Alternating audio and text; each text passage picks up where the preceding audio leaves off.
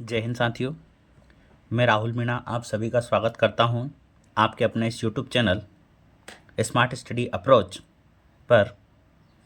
साथियों, आज का हमारा ये 5वां लेक्चर है और पिछले 4 लेक्चरों में, जिसमें से शुरुआत के 3 लेक्चर हमने मध्य प्रदेश का गठन पढ़ा, इसके बाद में चौथा लेक्चर हमने मध्य प्रदेश का सामान्य परिचय पढ़ा और जिसमें हमने मध्य प्रदेश से संबंधित कुछ सामान्य जानकारियाँ देखी। और आज हम उसी कड़ी में मध्य प्रदेश का परिचय का पार्ट 2 लेकर आप लोगों के बीच हाजिर हुआ हूँ। आशा करता हूँ आपको हमारी यह सीरीज पसंद आ रही होगी और आप इसे अधिक से अधिक अपने साथियों तक शेयर कर रहे होंगे। और अगर आपने अभी तक हमारे इस YouTube चैनल को सब्सक्राइब नहीं किया है तो अभी इसे सब्सक्राइब करें और बेल आइकन को दबाना ना भूलें। और आप अपने साथियों को भी इस मुफ्त सीरीज के बारे में बताएं ताकि वो भी ज़्यादा से ज़्यादा लोग इसे जुड़ें और इसका लाभ ले सकें। चलिए तो आगे बढ़ते हैं। और आज का हमारा मोटिवेशनल कोट्स है कि निंदा से घबराकर अपने लक्ष्य को ना छोड़ें। निंदा से घबराकर अपने लक्ष्य को ना छोड़ें, क्योंकि जैसे ही आपको अपना लक्ष्य प्राप्त हो जाएगा उसी समय निंदा करने वाले लोगों की जो राय है वो बदल जाती है। ठीक है, चलिए तो आगे बढ़ते हैं। और हमने मध्य प्रदेश का सामान्य परिचय पढ़ा, जिसमें हमने मध्य प्रदेश के गठन के बारे में देखा, उसकी राजधानी क्या है, मुख्यमंत्री कौन है, राज्यपाल कौन थे, क्षेत्रफल, जनसंख्या, जनसंख्या घनत्व, जिले, संभाग। इसके बाद में हमने प्रथम राज्यपाल हो गए, मुख्यमंत्री हो गए और जितने भी मध्य प्रदेश के प्रथम व्यक्ति रहे उन सभी के बारे में हमने हमारे इस लेक्चर के बारे में जाना। और आज हम शुरू करेंगे हमारे मध्य प्रदेश के अन्य नामों से।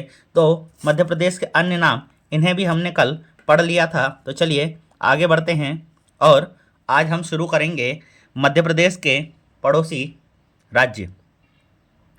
साथियों, हमारा जो मध्य प्रदेश है, उस मध्य प्रदेश में जो उसकी सीमाएं हैं किन किन राज्यों के साथ साझा होती है, तो सबसे पहले हम देखते हैं कि हमारे मध्य प्रदेश की जो सीमा है वह उत्तर प्रदेश, छत्तीसगढ़, महाराष्ट्र, गुजरात और राजस्थान, इन 5 राज्यों के साथ अपनी सीमा साझा करता है। इसके बाद में हम देखेंगे कि किस जिले के साथ या कौन कौन से जिले किस राज्य के साथ अपनी सीमा साझा करते हैं, क्योंकि कभी कभी सीधे प्रश्न पूछ लिए जाते हैं। इसके बाद हम इसमें देखेंगे कि कौन कौन से ऐसे ज़िले हैं जिनकी सीमाएं एक से अधिक राज्यों के साथ लगती हैं। तो आइए हम सब इसी चीज़ पर चर्चा करते हैं। और सबसे पहले हम देखते हैं कि हमारे यहाँ पर अक्षांशीय और देशांतरीय विस्तार किस प्रकार का है। ठीक है, तो इसे समझने से पहले मैं आप लोगों को अक्षांश और देशांतर के बारे में थोड़ा बता देता हूँ कि अक्षांश और देशांतर क्या होते हैं। ठीक है, चलिए। तो आप सभी ने देखा होगा कि ये एक ग्लोब होता है। ठीक है, माना कि ये एक ग्लोब है और इस ग्लोब पर हमें कुछ रेखाएं देखने को मिलती है। कुछ तो आड़ी रेखाएं हमें देखने को मिलती है और कुछ खड़ी रेखाएं। तो ये जो आड़ी रेखाएं होती है इन्हें हमने नाम दिया अक्षांश रेखाएं। क्या नाम दिया इन्हें हमने? अक्षांश। ठीक है, तो ये हमारी अक्षांश रेखा हो गई और इसी में कुछ खड़ी रेखाएं हैं जिन्हें हमने क्या नाम दे दिया, तो याद रखिएगा ये हमारी देशांतर रेखाएं हैं। ठीक है, तो हमारी ये जो आड़ी रेखाएं हैं, तो आड़ी रेखाओं की अगर संख्या की बात करें तो एक तो होता है मुख्य अक्ष, जिसे हम 0 डिग्री अक्षांश कहते हैं। और इस 0 डिग्री अक्षांश के ऊपर 90 रेखाएं हैं और इसी के नीचे भी 90 हैं। यानी कि अगर हम बात करें तो 90 प्लस एक 0 डिग्री अक्षांश, तो टोटल कितनी हो गई है? तो इनकी संख्या टोटल 181 हो गई। ठीक है, वहीं पर अगर हम और देखिएगा दोस्तों कि ये जो अक्षांश रेखाएं हैं ये हमेशा एक दूसरे के समांतर ही चलती हैं। ये कभी एक दूसरे से नहीं मिलती है। वहीं पर अगर हम देशांतर रेखाओं की बात करेंगे तो देशांतर रेखाएं जो ध्रुव है, ध्रुवों पर कुछ इस प्रकार से हमें मिलती हुई दिखाई देती है। ठीक, अब हम देखते हैं कि ये रेखाएं हमें किस प्रकार सहायता करती है। तो इन्हीं रेखाओं के द्वारा हमारे पृथ्वी का समय निर्धारित होता है। हमें पता चलता है कि किस जगह पर कौन सी ऋतुएं हैं, कौन सा मौसम है, कहाँ पर दिन है, कहाँ पर रात है। तो इन सभी चीज़ों के लिए जो तत्व जिम्मेदार है वो है अक्षांश और देशांतरी रेखाएं।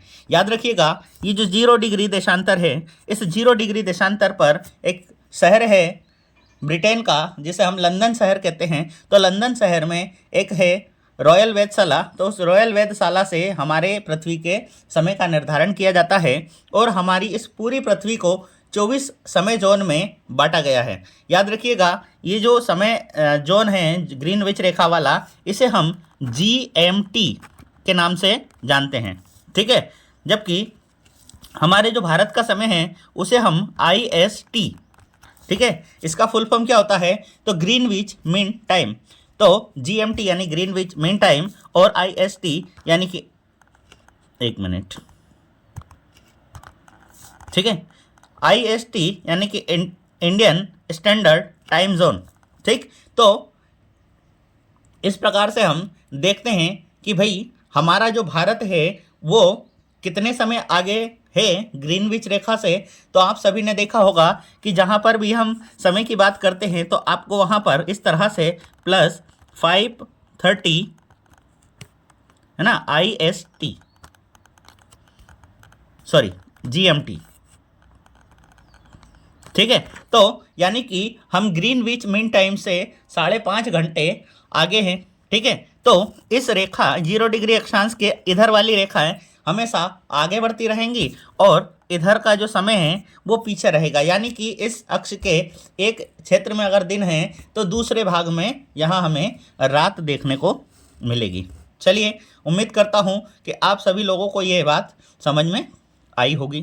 क्योंकि हम देखते हैं कि भैया 5.5 घंटे आगे है तो इसका निर्धारण कैसे किया, ये कभी कभी हमारे मन में विचार आता है। तो हम देखते हैं कि एक देशांतर के बीच की दूरी, यानी कि ये जो 2 देशांतर है, देखिए मैं कलर चेंज कर लेता हूँ, ये जो दो देशांतर है, इन 2 देशांतरों के बीच कितना समय का अंतर होता है। तो याद रखिएगा, इनके बीच 4 मिनट, कितना समय, 4 मिनट का अंतर होता है। और चूंकि हमने देखा है कि हमारा जो भारत का जो भारत किस अक्षांश पर स्थित है, तो हम देखते हैं कि 82.5 डिग्री, ठीक है, 82.5 डिग्री देशांतर पर हम स्थित है। तो अगर मैं इसमें मल्टीप्लाई करूंगा तो 4 से मल्टीप्लाई करेंगे तो जो हमारा समय होगा वो कितना आ जाएगा, तो याद रखिएगा 5 घंटे 30 मिनट का डिफरेंस हमें देखने को मिलेगा। इसलिए हम देखते हैं कि हमारे भारत का समय 5.5 घंटे आगे हैं। अगर मान लिया जाए कि अगर अभी ग्रीनविच पर दोपहर के 12 बज रहे हैं तो उसी समय पर हमारे भारत में क्या समय रहेगा, तो याद रखिएगा शाम के 5:30 बजे का समय हमारे भारत में रहेगा। चलिए, तो अब हम देख लेते हैं कि हमारे भारत की क्या स्थिति है इसमें। ठीक है, इसको इरेज कर लेते हैं अपन।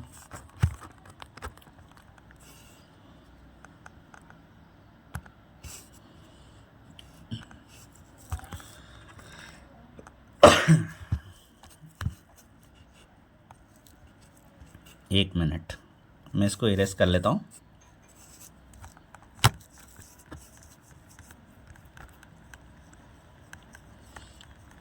चलिए, तो अब हम मध्य प्रदेश के परिदृश्य में देखते हैं कि मध्य प्रदेश की अक्षांशी और देशांतरी विस्तार क्या है।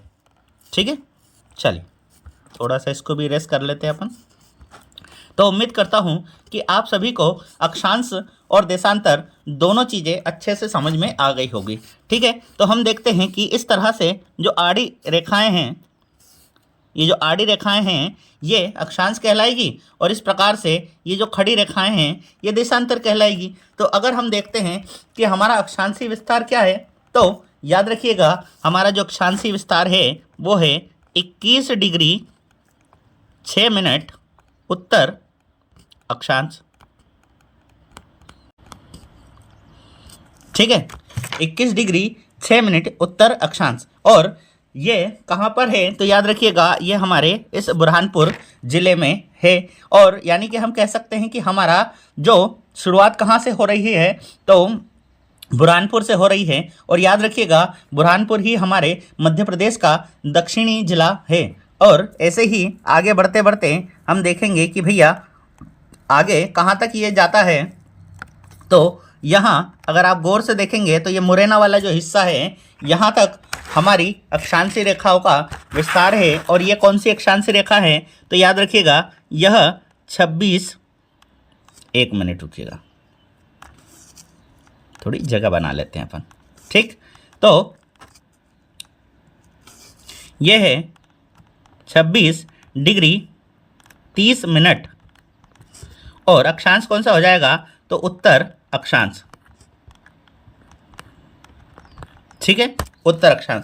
तो हमारा मध्य प्रदेश का अक्षांशीय विस्तार क्या हो गया तो 21 डिग्री 6 मिनट उत्तरी अक्षांश से 26 डिग्री 30 मिनट उत्तरी अक्षांश तक। अब वहीं पर हम हमारी देशांतरी स्थिति देख लेते हैं कि हमारी देशांतरी स्थिति क्या है। तो देखिएगा हमारी जो देशांतरी स्थिति है वो है 74 डिग्री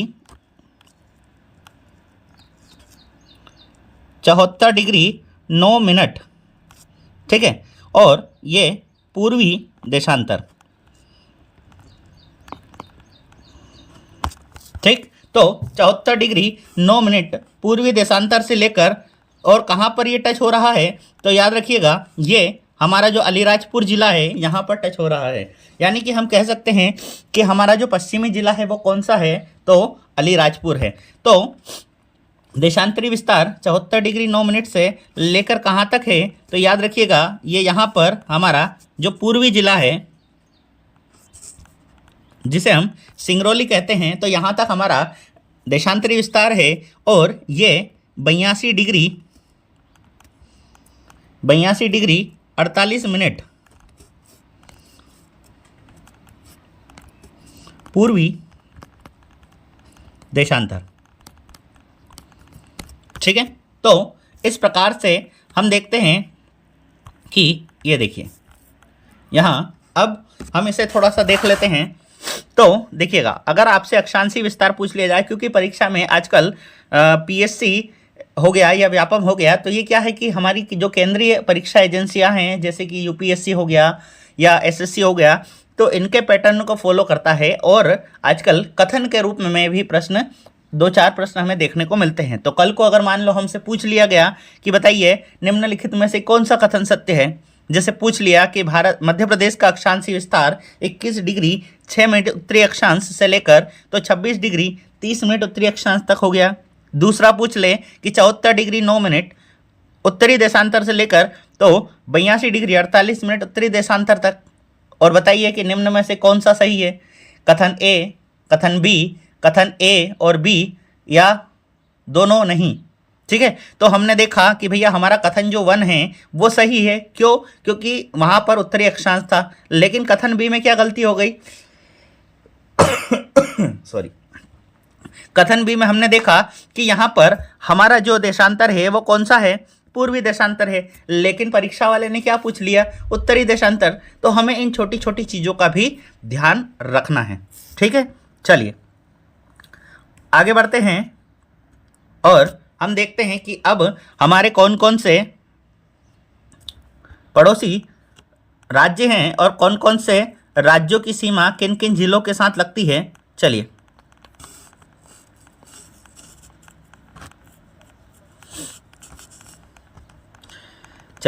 तो हम देखते हैं कि अगर हमसे पूछ लिया जाए, क्योंकि बहुत बार परीक्षाओं में पूछा गया है कि मध्य प्रदेश का पूर्वी जिला कौन सा है, तो याद रखिएगा मध्य प्रदेश का पूर्वी जिला सिंगरौली है।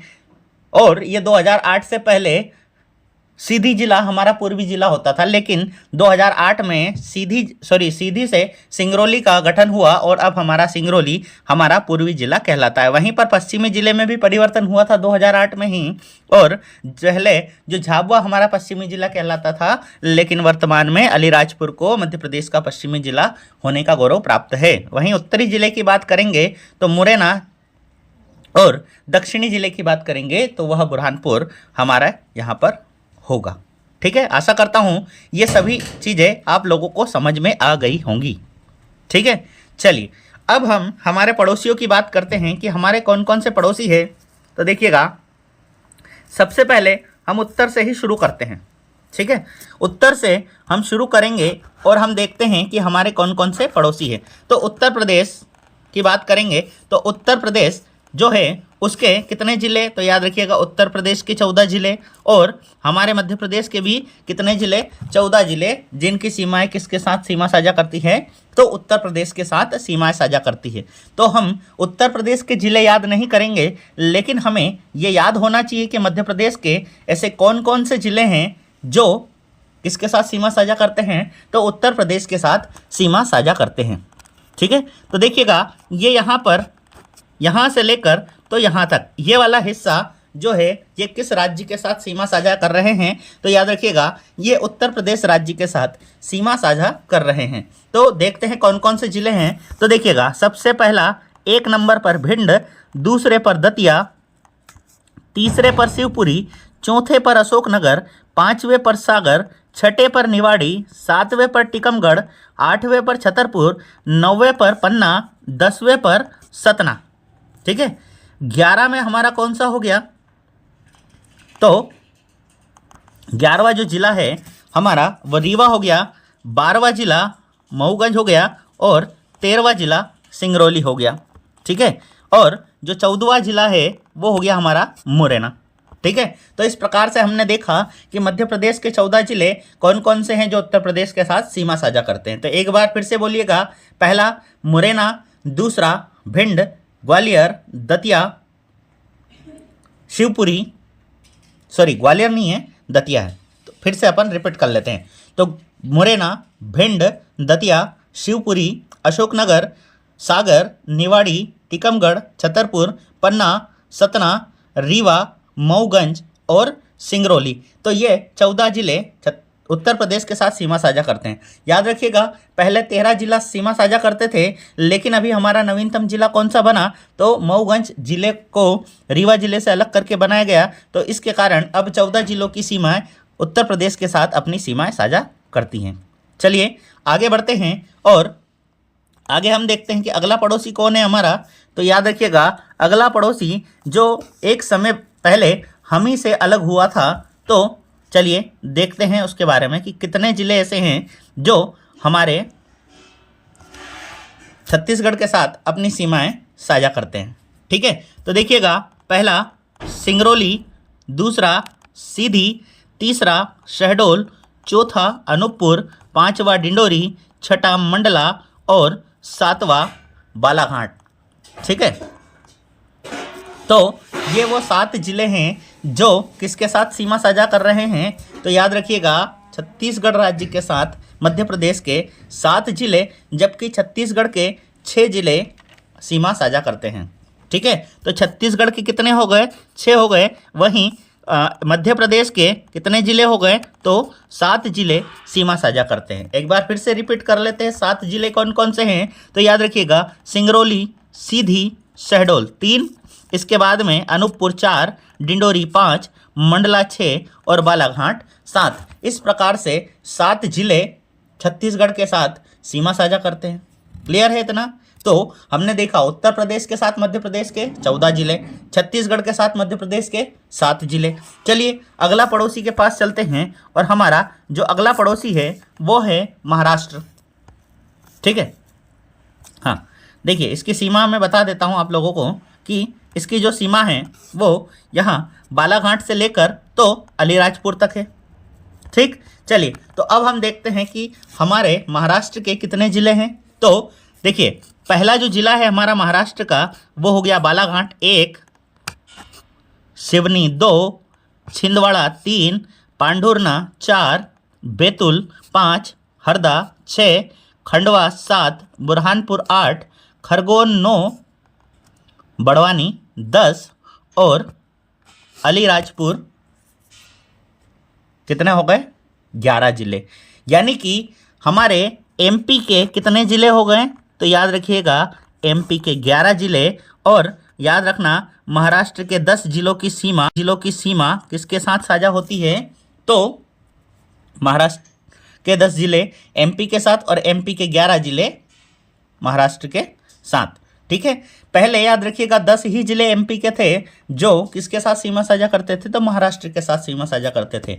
लेकिन अभी नया जिला छिंदवाड़ा से अलग होकर पांढुर्णा बना और इसकी सीमा भी किसके साथ साझा होती है? तो महाराष्ट्र के साथ सीमा साझा होती है। तो अभी तक हमने 3 राज्यों को देख लिया जिसकी सीमाएं हमारे मध्य प्रदेश के साथ साझा होती है। सबसे पहला उत्तर प्रदेश के 14 जिले और मध्य प्रदेश के भी कितने? 14 जिले। वहीं पर छत्तीसगढ़ की बात करेंगे तो छत्तीसगढ़ के कितने जिले? तो छत्तीसगढ़ के 6 जिले और मध्य प्रदेश के 7 जिले। वहीं महाराष्ट्र की बात करेंगे तो महाराष्ट्र के 10 जिले और एमपी के कितने जिले हो गए? तो 11 जिले हो गए। चलिए अगले राज्य की ओर चलते हैं और अगला हमारा पड़ोसी राज्य कौन है? तो देखिएगा अगला जो हमारा पड़ोसी राज्य है वो है गुजरात। ये देखिए ये सीमा है इसकी। ठीक है, तो गुजरात के साथ मध्य प्रदेश के 2 जिले, कितने जिले? 2 जिले। और गुजरात के भी कितने जिले? 2 जिले हमारे साथ सीमा साझा करते हैं। तो 2 कौन कौन से जिले हैं? तो याद रखिएगा एक जिला तो हमारा हो गया कौन सा? अलीराजपुर। और दूसरा जिला हमारा हो गया झाबुआ। क्लियर है? तो ये 2 जिले हैं जिसकी सीमा हम किसके साथ शेयर करते हैं? तो हम जो है महाराष्ट्र के साथ सीमा गुजरात के साथ सीमा साझा करते हैं। क्लियर है इतना?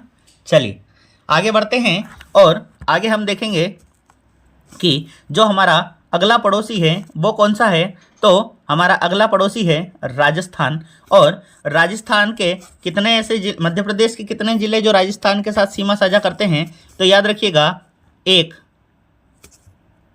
कलर चेंज कर लेते हैं हम। 1 झाबुआ, 2 रतलाम, 3 मंदसौर, 4 नीमच, 5 आगरमालवा, 6 राजगढ़, 7 गुना, 8 शिवपुरी, 9 श्योपुर और 10 मुरैना।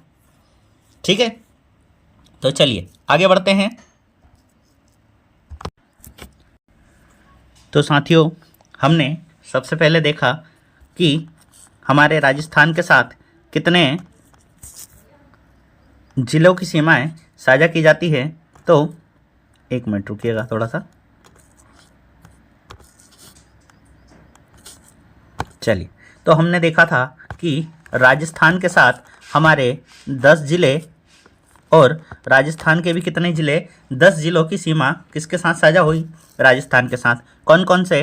तो 1 तो हो गया मुरैना, 2 श्योपुर, 3 शिवपुरी, 4 गुना, 5 राजगढ़, 6 आगरमालवा, 7 नीमच, 8 मंदसौर, 9 रतलाम और 10वां झाबुआ। ठीक है साथियों, तो ये वो 10 जिले हैं जिनकी सीमाएं किसके साथ साझा होती है? तो राजस्थान के साथ साझा होती है। ठीक है, हमारे थोड़ा सा करेक्शन करना है दोस्तों, तो हम फिर से थोड़ा महाराष्ट्र को देखते हैं क्योंकि इसमें कुछ करेक्शन हमें कुछ डाटा ऊपर नीचे हो गया था। चलिए, तो हमने ये देखा था कि जो महाराष्ट्र है, महाराष्ट्र के हमने 10 जिले पढ़ लिए थे, जबकि महाराष्ट्र के जो 9 जिले हैं, कितने? 9 जिले वो महाराष्ट्र के साथ मध्य प्रदेश के जिले के साथ सीमा साझा करते हैं। वहीं पर हमने मध्य प्रदेश के 11 जिले पढ़ लिए थे, क्योंकि ये हमने हरदा को भी जोड़ लिया था लेकिन हरदा उसमें शामिल नहीं है। तो जो महाराष्ट्र के साथ मध्य प्रदेश के 10 जिले ऐसे हैं जिनकी सीमाएं साझा की जाती है। ठीक है, तो कौन कौन से जिले हैं? तो पहला है बालाघाट, दूसरा है सिवनी, तीसरा है पांढुर्णा, चौथा है छिंदवाड़ा, 5वां है बैतूल, 6ठा है खंडवा, 7वां है बुरहानपुर, 8वां है खरगोन, 9वां है बड़वानी और 10वां हो गया हमारा अलीराजपुर जिला। तो इस प्रकार से हमने देख लिया कि हमारे मध्य प्रदेश के साथ 5 राज्यों की सीमा साझा होती है और पांचों के पांचों राज्यों के कौन कौन से या कितने ऐसे जिले हैं जो सीमा साझा करते हैं। चलिए, तो इसका एक शॉर्ट में ओवरव्यू लिख लेते हैं हम लोग और देखिएगा। तो देखिए, सबसे पहले हम बात करें यूपी की, तो यूपी के 14 ऐसे जिले हैं जिनकी सीमा मध्य प्रदेश के साथ साझा करती है। वहीं पर मध्य प्रदेश के भी कितने जिले हैं जिनकी सीमा यूपी के साथ साझा होती है? तो 14 जिले हैं। यूपी के बाद हमने छत्तीसगढ़ को देखा कि छत्तीसगढ़ के 6 जिले जो मध्य प्रदेश के साथ सीमा साझा करते हैं और मध्य प्रदेश के 7 जिले जो छत्तीसगढ़ के साथ सीमा साझा करते हैं। वहीं पर हमने महाराष्ट्र को देखा तो महाराष्ट्र के 9 जिले और मध्य प्रदेश के 10 जिले एक दूसरे के साथ सीमा साझा करते हैं। वहीं हमने देखा कि गुजरात के 2 जिले और मध्य प्रदेश के भी 2 जिले गुजरात के साथ सीमा साझा करते हैं। वहीं पर हमने लास्ट में देखा कि राजस्थान के 10 जिले और मध्य प्रदेश के भी 10 जिले आपस में सीमा साझा करते हैं। अब साथियों, आप लोगों ने एक चीज़ नोटिस की होगी, चलिए मैं बताता हूँ क्या है वो चीज़। तो पहले हम इस मैप को क्लियर कर लेते हैं ताकि हमें ज़्यादा अच्छे से समझ आ सके, ठीक है। तो चलिए, ये यहाँ पर कुछ ऐसे ज़िले हैं जिनकी सीमा 2-2 राज्यों के साथ साझा होती है। तो कभी कभी प्रश्न पूछ लिया जाता है कि निम्नलिखित में से कौन कौन से ऐसे ज़िले हैं जिसकी सीमाएं किस राज्य के साथ अपनी सीमा साझा करती है, ठीक है। चलिए, तो हम देखते हैं। सबसे पहले अगर बात की जाए यहाँ पर, तो ये जो मुरैना है, इस मुरैना की जो सीमा है वो किसके साथ? एक तो राजस्थान के साथ और दूसरी यूपी के साथ सीमा साझा करती है, ठीक है। चलिए, तो इसको हम लिख लेते हैं, ठीक। तो यहाँ नीचे लिख लेते हैं, ठीक है। इसको मैं इरेज कर देता हूँ।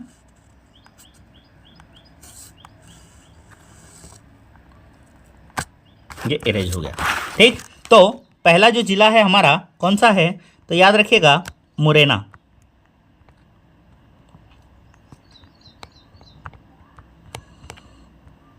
ठीक। और इस मुरैना की जो सीमा है वो राजस्थान प्लस यूपी, इन दोनों के साथ ये सीमा साझा करता है। तो पहला जिला हमारा कौन सा हो गया?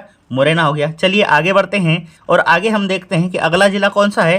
तो ये देखिए यहाँ पर गौर से, जो शिवपुरी जिला है वो इधर राजस्थान के साथ सीमा साझा कर रहा है, वहीं पर इधर यूपी के साथ सीमा साझा कर रहा है। तो हमारा दूसरा जिला कौन सा हो गया? तो याद रखिएगा, हमारा जो दूसरा जिला है वो है शिवपुरी,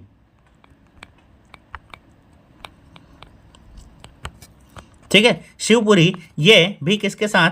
राजस्थान प्लस यूपी के साथ अपनी सीमा साझा करता है। चलिए अगला जिला देखते हैं, और कौन सा जिला है? तो अब हम लोग यहाँ देखेंगे इस जगह पर, ठीक है।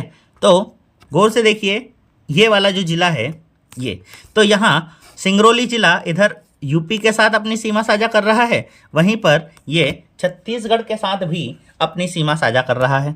तो चलिए इसको भी हम नोट डाउन कर लेते हैं। और हमारा जो तीसरा जिला है वो कौन सा हो गया? तो तीसरा हो गया सिंगरौली,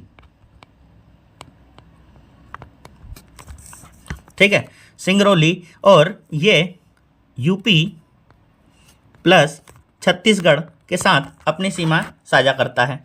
चलिए अगला जिला देखते हैं, अगला कौन सा है? तो अगला हम देखते हैं कि ये जो बालाघाट जिला है, इस बालाघाट की सीमा छत्तीसगढ़ के साथ और इधर महाराष्ट्र के साथ भी यह सीमा साझा करता है, ठीक है। चलिए इसको भी नोट डाउन कर लेते हैं। तो अगला जिला हमारा कौन सा हो गया? तो चौथे नंबर का हो गया बालाघाट,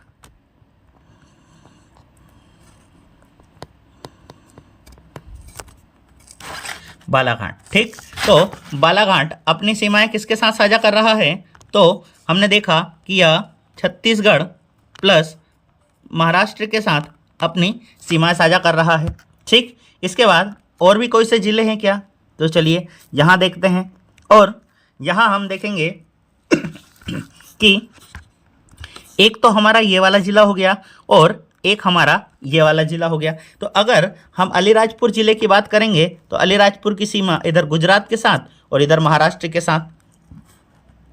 वहीं पर अगर हम झाबुआ ज़िले की बात करेंगे तो झाबुआ की ये सीमा इधर गुजरात के साथ और ये वाली सीमा राजस्थान के साथ। यानी कि अलीराजपुर और झाबुआ भी ऐसे ज़िले हैं जिनकी सीमा किसके साथ लग रही है? तो जिनकी चलिए तो अगला भी हम लिख लेते हैं। अगला कौन सा हो गया हमारा? तो अगला है 5वें पर अलीराजपुर।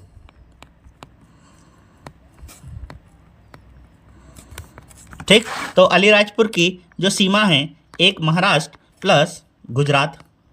ठीक, छठा हमारा है झाबुआ।